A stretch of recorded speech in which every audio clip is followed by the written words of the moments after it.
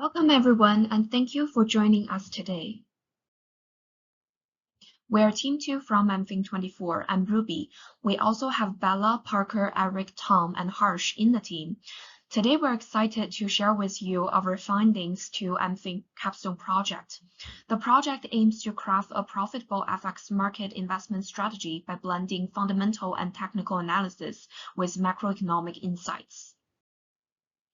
Here is the table of contents. After the introduction, we will explore the investment thesis in FX market, then the method overview to briefly talk about the development plan. Then we will dive into details of each value-based models we use, then the factor-based model, and how we construct the portfolio to reach the optimal performance.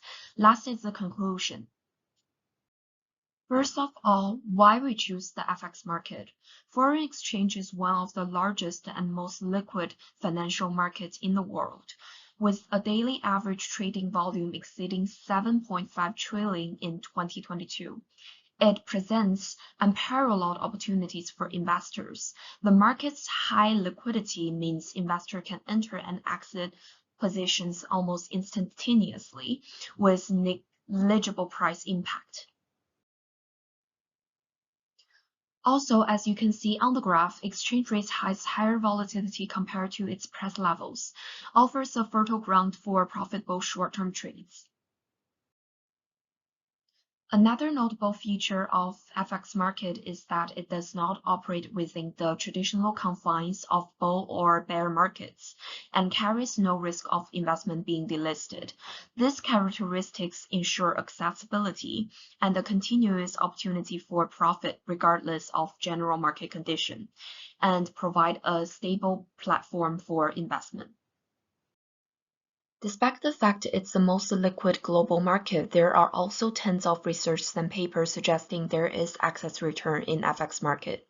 We selected a few to present here. The first paper is done by Burnside and his colleague at NBER back in 2011. The paper discussed the return anomalies on FX carry and momentum trades. The carry trades long high interest rate currencies and short low interest rate ones to capture the forward rate premium. The momentum trades long currencies with fastest 12 months change and short the currencies with weakest 12 months return.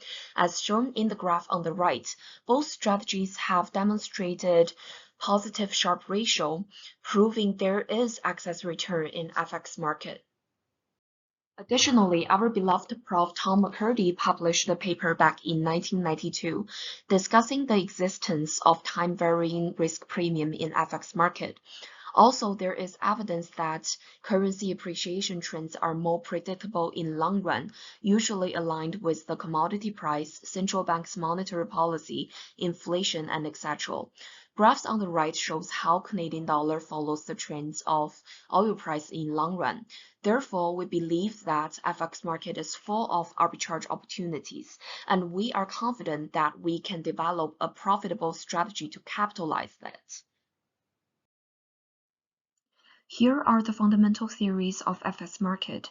Each model offers valuable insights, yet also has limitations in addressing the complexity of currency markets. PPP focus on long-term valuation, but overlook short-term fluctuations. IRP illuminates interest rate exchange rate dynamics, but may not fully capture market realities. The balance of payment model underscores the impact of trade imbalances on exchange rate, but may oversimplify the market dynamics. FX forward pricing model is popular and deals with the complexity of forecasting FX rates for future periods, but the challenge is that real-time and historical forward rates are hard to collect. Recognizing those strengths and weaknesses of traditional exchange rate valuation models, we aim to develop a more sophisticated and adaptive framework for FX trading and valuation. One notable feature of FX market is that its complexity, as there are too many things to consider. Machine learning came to mind to solve the problem. With machine learning, the model could integrate a broader range of variables, adapt to evolving market conditions to provide more accurate forecasts, and to help us make better decisions. Our plan is to explore a few value-based models including real effective exchange rate, safe assets index, and relative purchasing power parity. Then develop a factor-based model use machine learning, and compare the results to find the combination of models that would provide the optimal performance. I will now pass it on to Bella to continue on development plan. Thank you, Ruby. Next, let's dive into the selection of our currency pairs for FX arbitrage. We chose the 7 currency pairs out of the top 10 most traded currencies in the world, which means our trades can be executed rapidly and efficiently. These currencies anchor some of the world's most stable economies, bringing an unmatched level of economic significance and trust to our strategy. With tighter spreads and minimal costs, we're set up to maximize profitability from even the smallest price differences. Our chosen pairs span diverse economic landscapes, opening a wider array of arbitrage possibilities and allowing us to diversify risk. The dynamic nature of these pairs also mean we can engage in advanced strategies, finding profits in the unique economic ties each currency holds. Lastly, the transparency of these markets ensure we have the data we need when we need it, keeping us one step ahead in the fast-paced world of FX arbitrage. So for our FX trading strategy, we've chosen to adopt a monthly time horizon. By focusing on monthly analysis, we cut through the noise of daily fluctuations while avoiding and reducing transaction costs. Our strategy aligns with the key economic reports released monthly, such as inflation figures. So these reports have indicators that drive significant market shifts, guiding our trade timing and maximizing our potential gains. The monthly horizon also allows us to adapt proactively, optimizing our strategy to the market's rhyme and enhancing our risk-adjusted performance. Next, we'll look at the FX future market to explain why we decide to choose future for our trading. Looking at past year's FX market volatility, we see clear evidence of why FX futures are an attractive trading vehicle. They offer the ability to harness volatility for profit, provide a hedge against currency risk, and allow for the leverage of capital in both rising and falling markets. These graphs represent a snapshot of opportunity in motion, where the right strategy could be capitalized on market dynamics. From intraday trades to long-term positions, FX future offer the flexibility and liquidity that traders need to navigate the ever-changing currency landscape. In essence, the diversity of movements across various major currency pairs, as shown here, exactly why we think futures remain important in our trading approach. Another important trading methodology that we want to cover is why we chose to use FX futures for our trading. Futures contracts offer a robust hedge against exchange rate volatility, allowing for the management of large positions with minimal capital. Their high liquidity and price transparency, along with predictable pricing patterns, make them a compelling option for us. Moreover, futures provide access to emerging market currencies and come with lower transaction costs compared to over-the-counter alternatives. They also enhance portfolio diversification. However, futures have their limitations. They offer less customization than spot or forward contracts and entail greater operational complexity with margin requirements. Institutional investors, in particular, may find spot or forward contracts more suitable due to regulatory or institutional guidelines. Next, I'll hand over to Harsh to start discussing our value-based methodologies. Now, coming to valuation, we employ various methods to arrive at the intrinsic value of currencies. Purchasing power parity is, of course, one of the fundamental methods based on the economic theory of law of one price. The Big Mac Index was invented by the economist as a light-hearted guide to value currencies, also humorously coined as Burgernomics, yet has become a standard people look at and is part of various academic studies. Using McDonald's burger is a classic example of absolute PPP that considers the exact same goods. However, practically, CPI helps as a measure to gauge price changes in consumer basket over time and hence helps apply relative PPP. Intuitively, high CPI in a country will depreciate that currency relative to others. That said, in terms of applying this method, we obtained monthly CPI data for various countries and arrived at the CPI, or call it inflation differential. Finally, we use this differential as an independent variable of regression to forecast currency values over different time horizons. In terms of pros of this approach, CPI has proved to be a long-term predictor, and we'll also see ahead in the analysis that the differentials converge with currencies over longer spans. It obviously takes into account the relevant basket in each country. Naturally, this method is not sufficient in silo as it ignores external, global, and market factors. And another con that we need to take with a grain of salt is that the basket can vary among different countries.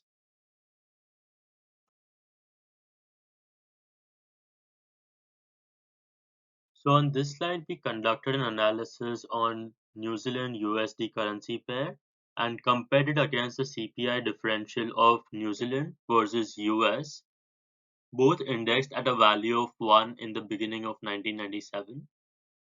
We can observe that over the long term, CPI has some predicting power for forex currencies. Some anomalies in differential that we see on this page is 2008 when CPI rates went negative, and during early pandemic when the US CPI was very low. Moving on to the regression results, we looked at the results for 1 year forecasts to compare two currency pairs as an illustration, Euro USD and CAD USD. Interestingly and also intuitive to observe that the predicting power of CPI for integrated economies is lower as there would be other factors that also influence exchange rates. We can note that the Euro USD model has an adjusted R square of 29% against the Canadian USD pair of 7%. The second valuation method is RER, which stands for Relative Effective Exchange Rate. It is the product of exchange rates with all other currencies in the basket, times all CPI ratio, and finally weighted by the country's balance of payment share in the basket. And the way we interpret the model is whenever there's increasing RER, export becoming expensive, import is cheaper, and base currency is appreciating, thus loss in trade competitiveness. And we should not rely on RER itself. We should be focusing on the moving trend. We can find the reason for focusing on trends only in the first table here. Japanese yen is having over 100 RER, while all others are having RER value of around 1. When we look at the historical rate of change, currencies move to different directions over time, and this is why we could exploit arbitrage opportunities in the forex market. Swiss franc and Japanese yen are having negative rate of change, but things have been changed since US Fed interest hike in 2022. Only Swiss franc keeps decreasing in RER. And there's a turning point in the circle here. We can see the detail in the second chart. That was the time period for dot-com bubble and 9/11. And dot-com bubble does not affect US dollar competitiveness at all. The vertical line here is the end of 2001. This is the last year that US government having trade surplus in decades. And starting from 2002, US government started to having trade deficit. And the surplus was 0.13 trillion in 2001, but deficit was 0.16 trillion in 2002, possibly due to US and Afghanistan war. And most currencies moved to the opposite directions during that time. And when we look at the US dollar in great financial crisis, initially it decreased for 6 months. By theory, it is becoming more competitive in terms of balance of payment, less US dollar demand, thus depreciation. But what happened is the opposite direction. USD experienced sharply appreciated against most currencies in the basket. Possible answer is that when great financial crisis happened, people tend to find other safer currencies to hold, but they cannot find any other alternatives. Instead of transferring out from US dollar, investors were investing more into US dollar, and the RER increased to its original level after another 6 months. And during COVID, starting from March 2022, first interest hike, Japanese yen started to depreciate, which leads to higher RER, while US dollar gradually decreases RER.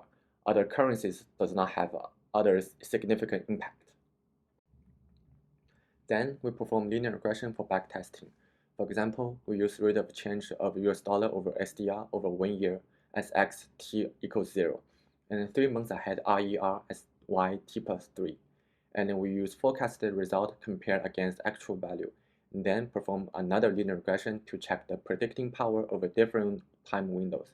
And the result is 1 month forecasted value has the highest R square, and coefficient is close to 1. It has the best predicting power. And there is a limitation of RER model. It's just an indicator, and appreciation normally leads to increasing RER, but increasing RER does not necessarily mean appreciation. For example, we can see US dollar in 2002 and the Great Financial Crisis. Although US dollar had an increasing RER moving trend, it actually depreciated against other currencies. And weight is affected by trading partners in the basket, and we neglect Chinese yuan, Mexico peso, and other influential forex in the market, and then we only consider total export and import inflation against its trading partners. The third valuation method is safe asset index. The logic is, in a risk-off environment, as uncertainty or volatility rises, a safe haven country will generally see its exchange rate appreciate and its government bond yields fall. Thus, the greater the co-movement between uncertainty and appreciation, the more the currency is in demand in a risk-off environment. We can see from the diagram here. Yield and VIX increased from 2% to 4%, while exchange rate depreciated from 100 over SDR to 110 per SDR. They move to the same direction, and thus SAI increases. In short, we take the sum of two correlations, standardize it with all other currencies in the basket, and finally weighted by the currency shares in the world.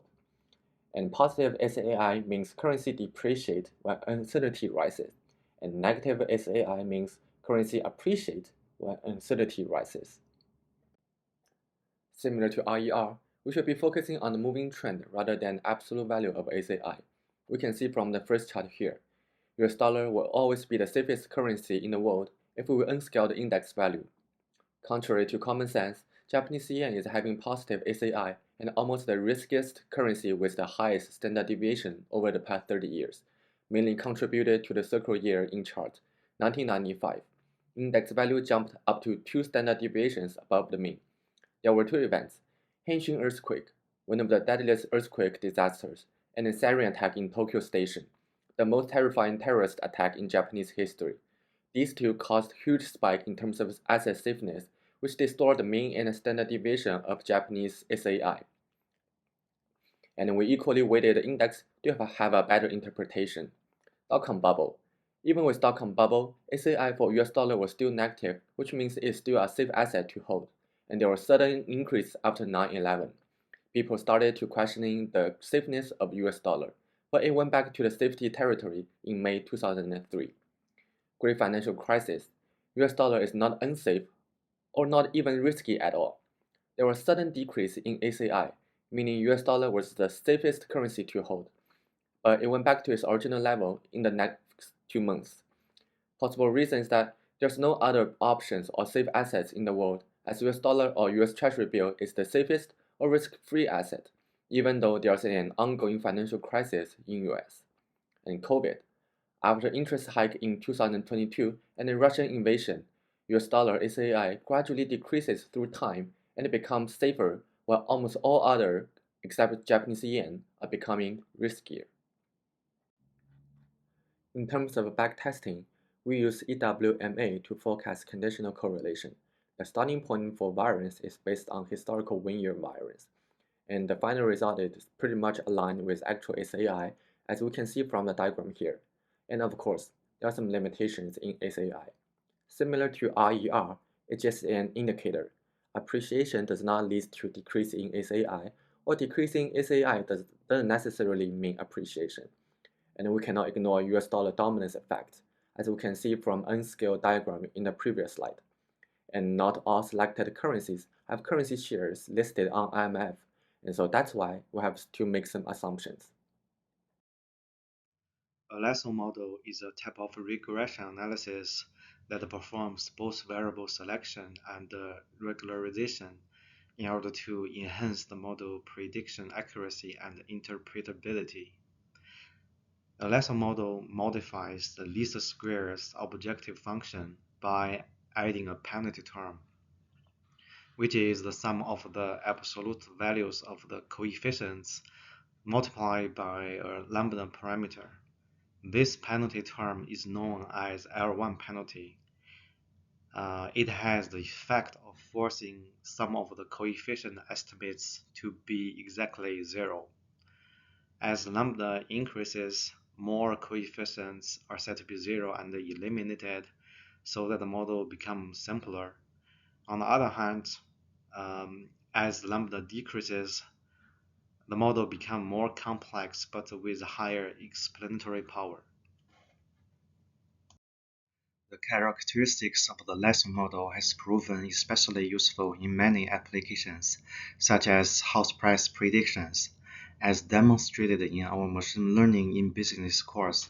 In the Iowa house price case study, the model effectively reduced the initial set of 47 features down to 15 features, while still keep an impressive 85.3% explanatory power. Encouraged by those results, we are aiming to apply the lasso model to our currency project. Here are some pros and cons of the lasso model. One of the key advantages of lasso regression is it can perform variable selection automatically, so it avoids picking up features subjectively and it eliminates less significant features. Another key benefit it provides is multicollinearity handling. The lasso model can be very useful when there is a high level of multicollinearity in data, as it will select one of those correlated variables and reduce others to zero. By removing the irrelevant features from the model, lasso can improve the prediction accuracy for scenarios where a smaller number of features is beneficial. The cons of lasso regression including the selection of the lambda. The successful of the model heavily rely on the value of lambda. Selecting a good value requires cross-validation, which can be computationally intensive. Another disadvantage is the lasso model is still a linear model. It is not well suited for a complex non-linear relationship between predictor and the response. These slides list the steps for this methodology. Firstly, we collect data from various data sources using Capital IQ, Yahoo Finance, and Investing.com. A total of 273 factors over 15-year time horizon were collected. It covers interest rate, commodities, indices, economic data, as well as other foreign exchange rate. Then we transfer all the data to daily format starting from 2008. It was because a more restricted regulation rule after the financial crisis. Then we create a 30-day lag in order to do the monthly analysis. We also divided the data into training, validation, and testing sets. After all these preparation steps were finished, we ran the Python code to find the 30-day lag coefficient and then run the linear regression table. Finally, we backtest our performance for each currency and also compare the performance results to the benchmark. A range of lambda values is explored in our model. It is also adjusted to alpha term in Python. This range includes 0.005, 0.01, and so on, and it is listed in below table. This broad range allows for a thorough search for the optimal regularization strengths. For each alpha, the lasso model is fitted and evaluated using the MSE on the validation dataset. As mentioned earlier, higher alpha values leads to a more significant regularization. However, if alpha is set too high, the model may become too simple, failing to capture the important relationships within the dataset, which is also called the underfitting issue. By choosing alpha equals to 0.01, we are aiming for a model that remains sufficiently complex to capture the underlying patterns and keep relatively low MSE. The lasso regression also generate overall good result, as evidenced by the low MSE from the lowest 0.027 to the highest 0.097. It is also evidenced by the close MSE values between training and the testing dataset. This slide shows the Python code we used for generating the 30-day lag coefficient. The results of the factor selection process are presented in the figure. This slide displays the Python code utilized for executing the regression analysis. Here shows the ANOVA table for all currency pairs.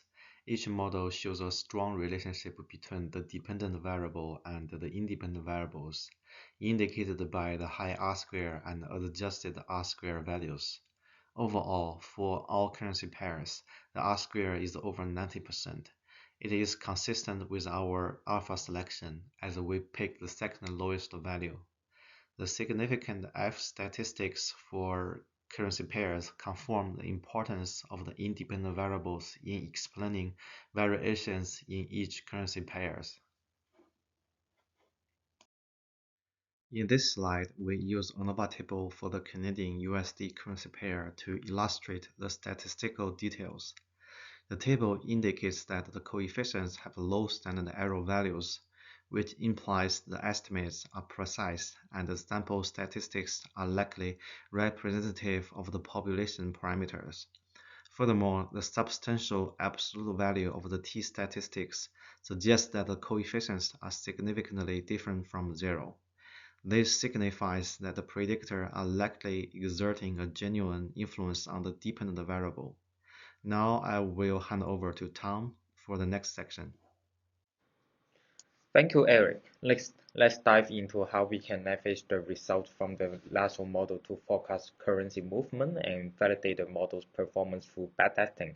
For instance, consider the CAD-USD currency pair. Initially, we estimate the forex rate for the next 30 days using the linear regression formula, comprising a constant term and coefficient multiplied by corresponding variables. We then compare the forecasted CAD-USD rate with the current spot rate to determine whether to initiate a long or short position in CAD-USD futures at T0. If we anticipate appreciation in CAD against USD, we opt for a long position on the futures, otherwise we take the short position.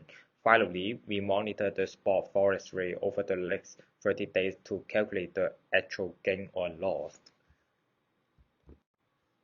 Here are the backtesting results for standalone currencies spanned from 2009 to 2023. In addition to regular period backtesting, we also performed backtesting during the COVID period, where indicators were less accurate in most of the models. Key insights include that win rate close to 80% during the normal periods, indicating the outcomes are not only due to luck.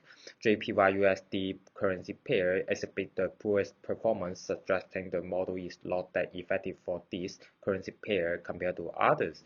And also, while the COVID period did impact the performance, results remain satisfactory for most of the pairs because their win rate is greater than 70% and the Sharpe ratio is greater than 1. We believe there is still some optimization potential through the construction of the long-short portfolio, incorporating all 7 currency pairs as elaborated in the following slides. This slide presents a very high-level view of how can we combine the models. We will evaluate currency trends over the next 30 days using the valuation-based and factor-based models respectively. We then utilize the valuation-based model to confirm or adjust the ratings in the factor-based models. Let's illustrate how this works with an example. Initially, we determine whether to buy or sell each currency. Let's we confirm with the valuation-based model to align with our actions. In case where there are conflicting signals such as JPY and New Zealand dollars, in this example, we apply 50% haircut on weighting. Otherwise, we follow the weighting determined by the theta-based model. Ultimately, the combination of both valuation and theta-based model allow us to enhance the return by 30% by offsetting the loss in JPY and New Zealand dollars, increasing the gains from 2.6% to 3.7% after the adjustment for the whole portfolio. In this slide, we would like to examine the backtesting result for the portfolio as a whole. The risk parity method with weighting adjusted using REER method use the highest Sharpe ratio, and also this can be attributed to the optimization facilitated by the Lasso model and the diversification benefit illustrated in the table on the right. Furthermore, backtesting during the COVID period provides the level of assurance that resulting in Sharpe ratio of 2.5 despite the notable impact of the pandemic. Furthermore, we also benchmark our model against other indexes and stocks over the past 15 years, 3 years, and the last 1 year. Our model's Sharpe ratio outperforms benchmarks, possibly due to its ability to take both long and short positions and diversification benefits. Additionally, the performance of the stock aligns more closely with that of the standalone currencies. Moreover, even though the performance of the CAD-USD deteriorates in the short term, its underperformance was offset by other currencies, and adjustments in the rating enhanced the model performance, resulting in superior performance compared to the last 15 years and the last 3 years. Thank you, Tom. We are happy that the developed model has yielded positive results, an annualized Sharpe ratio of 3.63 from 2009 to 2023, surpassing many indexes and individual stocks. We believe this can be largely attributed to the utilization of machine learning techniques, which allowed us to incorporate over 300 factors and over 1 million data points. Additionally, the strategic amalgamation of diverse models and currencies with the use of leverage helped to optimize results. The results shed light on potential of the FX market. What's next? Please be aware that this is not a perfect model. It is a baby step to what we want to achieve, and there are a lot of areas we can improve on. For example, we can train the model differently, do more testings, include more factors, or try different machine learning method, and etc. Our purpose is to explore the potential of FX market and attract interest to this area, as we did not cover much of it in the courses. We will continue to develop the model, and your suggestions are always welcome. We hope to do real-life implementation in the future. You can continue to follow us. Thank you everyone for joining us. That concludes our presentation. If you have any questions, we will answer them in the class.